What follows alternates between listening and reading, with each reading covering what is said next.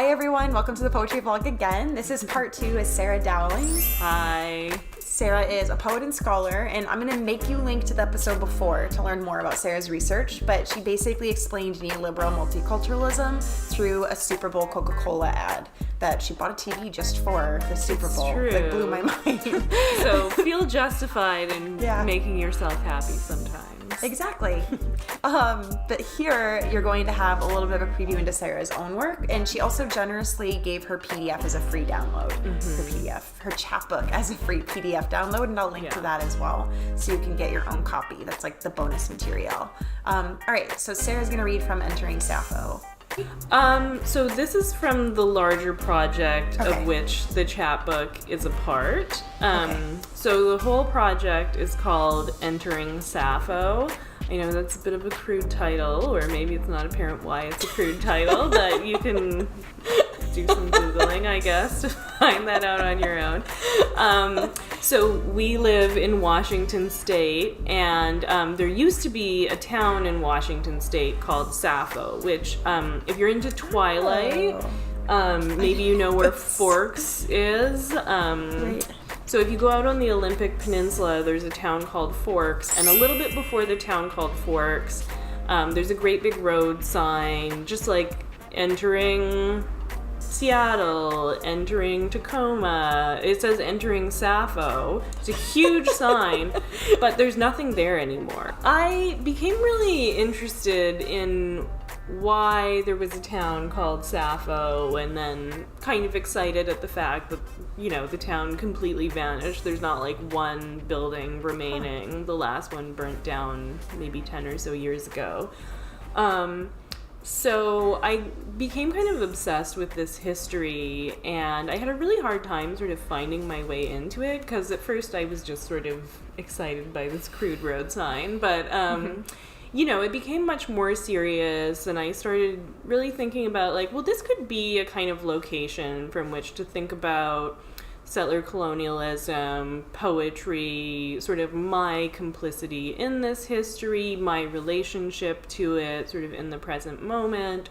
So what I have ended up kind of creating is a book-length manuscript that's sort of a mashup of texts that sort of are from the history of this town, oral histories, and sort of documents from the founding people and newspaper articles about the town, and experimental translations of Sappho's poetry, sort of mixing these things together to kind of see what shakes out. So this sequence is called What's Doing in Grassroots, and it mixes together one fragment of Sappho's poetry with an article from the Seattle Times from the 1970s.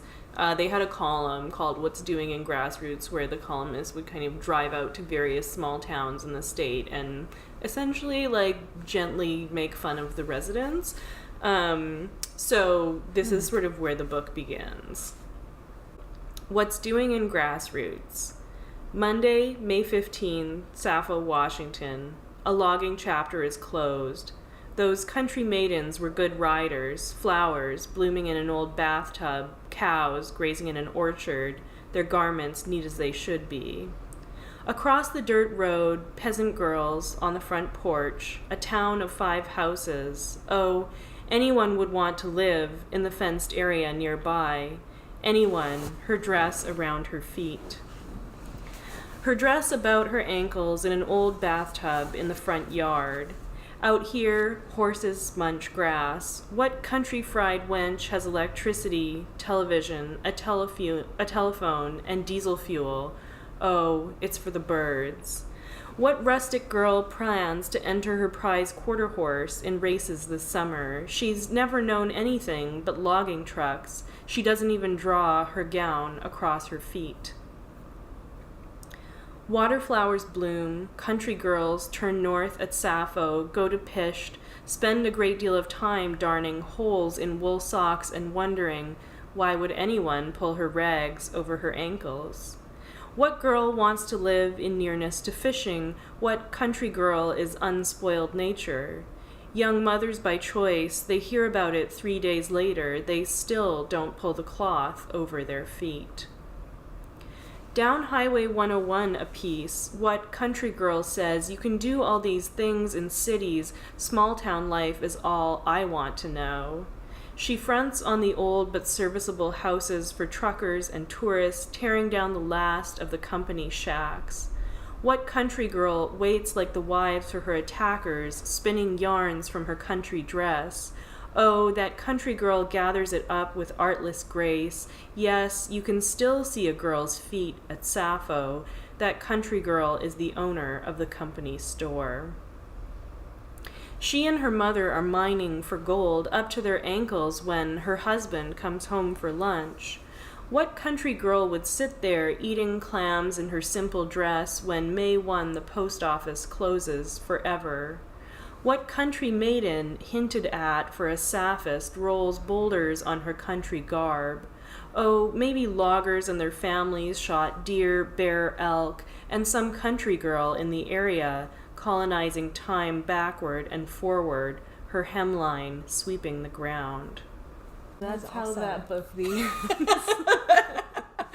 Thank you for reading from it. Yeah. And for letting us also show it on the screen. Of course. We're so short on time, I can't ask a lot of questions, but the teacher in me wants you really quickly to maybe give a quick gloss on what made you decide on using the couplet form and sequence form.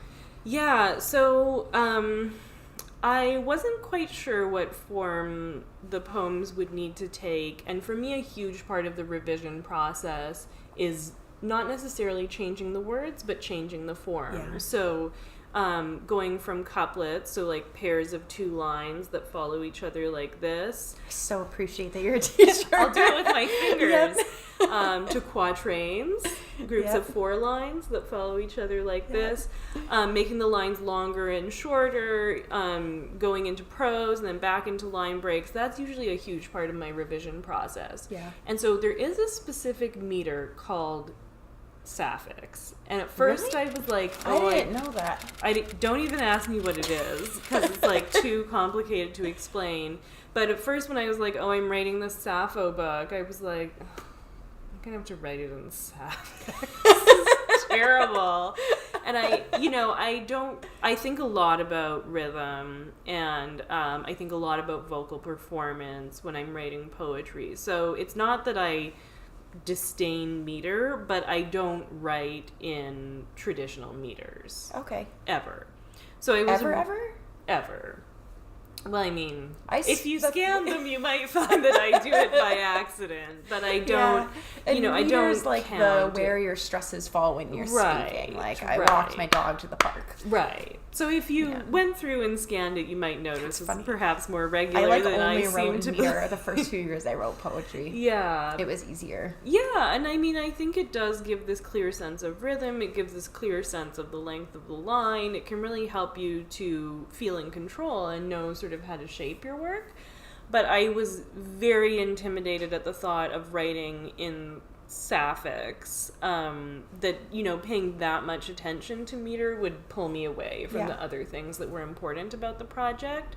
So that was when I was kind of like, okay, well, it doesn't have to be in that specific form, but what would it look like to have a really kind of specific form that I'm following and adhere to that kind of strictly, and use that as a way of sort of thinking about poetry's kind of prettiness and control, and how that becomes a sort of strategy for aestheticizing conquest. Because for me, that was kind of the fundamental question about this project. Like, on the one hand, as a poet and as like a queer person, the idea that someone wanted to name their town Sappho is like beyond charming.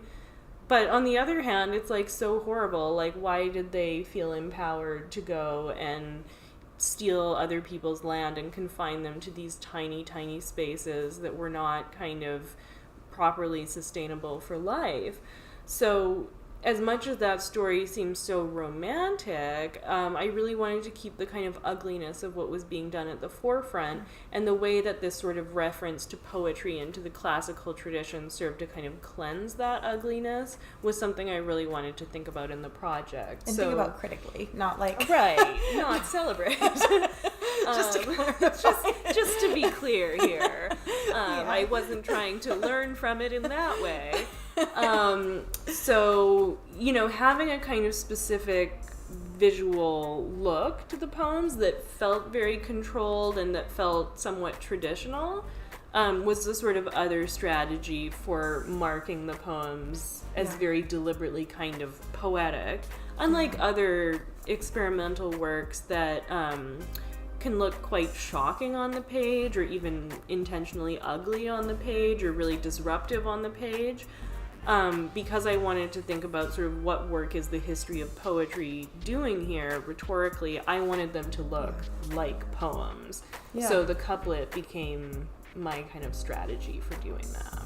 All right. Thank you again, Sarah. Thank you for having me. Thanks. Both episodes have been very fun. Thank you. And thank you everyone else for following on for part 1 and part 2. Hopefully you got a lot out of both the scholarly side of things and the poetry side of things. I know my poetry students especially probably got really excited to hear someone break down like how they play with form in a way that isn't necessarily formalist. So that was especially appreciated. Cool. And just as a reminder, you get a free copy of Sarah's chapbook below, but I'm also linking to Sarah's books that cost money so you can support living artists. So you should also click on those. And so far you've had plenty of links scrolling at the bottom, but remember to like and subscribe. Leave any questions you have in the comments. You can follow the podcast version of this as well if you're tired of seeing my face. And you'll also find some special podcast-only flash briefing poetry readings from different poets there, Sarah included, actually. So follow along, keep up, Instagram, Facebook, podcast, blah, blah, blah. And I hope you all have a wonderful day. Bye. Bye. Okay. Sorry.